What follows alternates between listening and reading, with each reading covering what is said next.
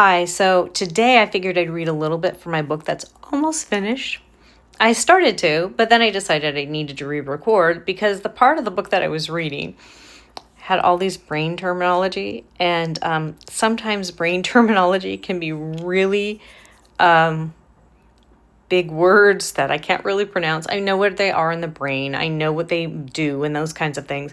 I just can't pronounce them. I know, my tongue can't do it. So I'm going to read a little bit different part of this, but basically the start of the chapter talks about how the brain, our pain and pleasure, our circuits are really close to each other.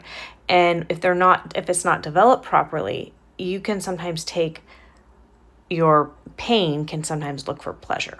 So I'm going to read a little bit of the role of trauma and early experiences. The anecdotes of H.H. Holmes and Albert Fish underscore the potential impact of early trauma on the development of aberrant pain-pleasure associations. Holmes' experience with bullying and the skeleton and Fish's repeated exposure to violence in the orphanage suggest that intense early pain, both physical and emotional, might in some vulnerable individuals lead to maladaptive rewiring of the overlapping neural circuits. This could result in a distorted perception where pain becomes linked to arousal or gratification, a phenomenon that BDSM in its consensual form also taps into, albeit with ethical boundaries. So that is saying that BDSM is more ethical because you have pain. You're doing pain and pleasure together, but there's supposed to be words that say you stop, red, green, yellow, all those kinds of things. So that's what they're saying. The difference between H.H. Holmes and Albert Fish is they didn't have that. And just to let you know, these guys were like really notorious serial killers back in the day. I mean, like way, way back. So we're going to continue. Exploring this further, have you ever met someone who had issues with pain and joined BDSM community? Oftentimes, people with chronic pain find the activities in BDS community helps them manage their pain. Understanding how people interpret pain and pleasure gives us a clear picture of how individuals navigate their intentions, whether personal or interpersonal. Consensual BDSM can assist in this discovery, whereas non-consensual acts give us further insight into the narratives of those playing out sadistic fantasies, and how watching the pain of others gives them pleasure. The brain's balancing act, pleasure and pain avoidance. The research from Cold Spring Harbor Laboratory in 2008 on the balance between neural populations controlling positive and negative motivation is the ventricle pallidum in particularly relevant. In individuals with dark personalities, this delicate balance might be disrupted. For instance, a reduced aversion to negative stimuli like the distress of others, coupled with an enhanced drive for reward, potentially even those inflicting harm, could tilt this balance towards behaviors that prioritize personal gratification at the expense of others' well-being. How does this play a factor in pain versus pleasure?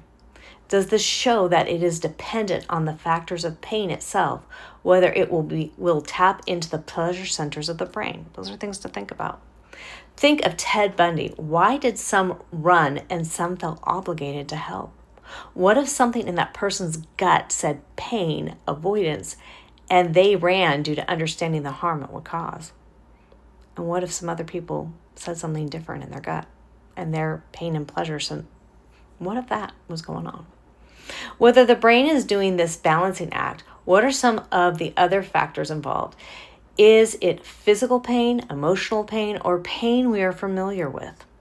Was there familiar pain that he had with some of his, not victim shaming, not victim blaming, but there are things that draw us to certain things, energy fields.